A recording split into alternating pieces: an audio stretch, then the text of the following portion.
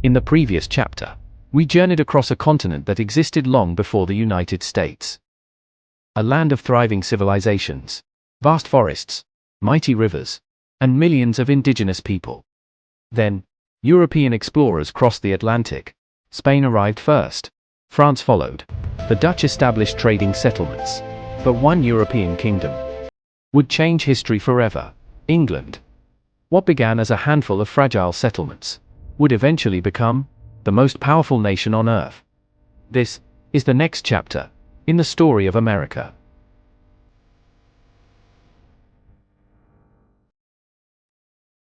The year was 1607.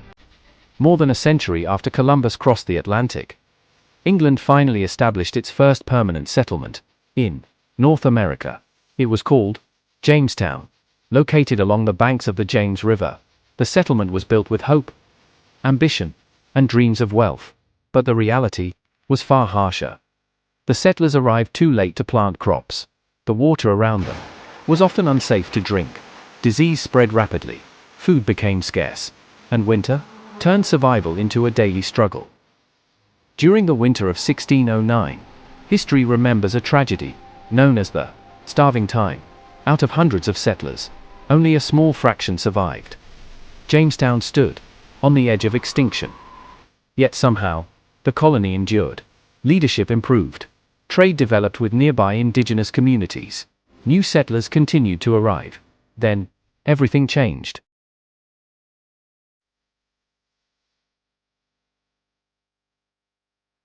Tobacco became England's most valuable colonial export.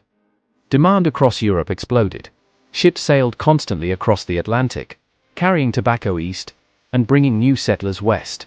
Jamestown was no longer struggling to survive. It had become a successful colony. Just 13 years later, another ship crossed the Atlantic, the Mayflower. But unlike the settlers of Jamestown, these passengers weren't chasing wealth. They were searching for religious freedom. In 1620, they established Plymouth Colony. Before stepping ashore, they signed the Mayflower Compact, one of the earliest agreements for self-government in English America. Over the next century, more colonies appeared: Virginia, Massachusetts, Maryland, Pennsylvania, New York, Georgia, until 13 colonies stretched along the Atlantic coast. Each was unique. Yet together, they were becoming something entirely new. By the mid-18th century, Britain and France controlled enormous territories across North America. Between them lay the Ohio River Valley, rich forests, fertile farmland, valuable rivers. Both empires wanted it. Neither was willing to step aside. Native American nations, each protecting their own interests, formed alliances with both sides. In 1754, a young British officer, named George Washington, entered the conflict. What began as a regional dispute soon expanded into a global war, known today as the 7 Years' War. Britain emerged victorious. France surrendered most of its North American territories. Britain had won an empire. But victory came at an enormous cost. The British treasury was nearly empty. Britain had won the greatest empire in North America. France was gone. The colonies were safe. But behind the celebration, Britain faced a crisis. Victory had come at an enormous cost. Years of war had drained Britain's treasury. The government owed millions of pounds. Soldiers still had to guard the vast new territories. Forts had to be maintained. Supplies had to be delivered.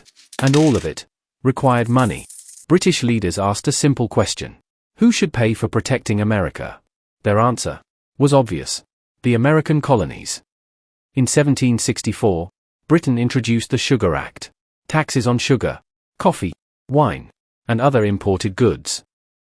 Colonial merchants were furious. 1 year later, Britain went even further. The Stamp Act. Every newspaper, every legal document, every license, even playing cards, now required an official British stamp. Colonists had never accepted a direct tax before. Soon, a slogan echoed across the colonies: no taxation without representation. Colonists argued, if they had no representatives in Parliament, Parliament had no right to tax them. A new resistance movement emerged. The Sons of Liberty. Led by men like Samuel Adams. They organized protests, boycotts, and sometimes, violent demonstrations. Facing enormous pressure, Britain repealed the Stamp Act. But Parliament refused to surrender its authority. It insisted it still had the right to tax the colonies whenever it wished. New taxes soon followed. Glass, lead, paint, paper, tea.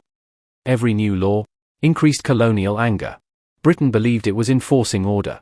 The colonists believed their freedoms were under attack. Trust began to disappear. Soldiers filled the streets. Tension grew, day after day.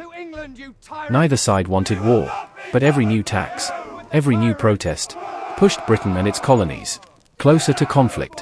In 1770, a single gunshot would change everything. The Boston Massacre. And that is where our next chapter begins.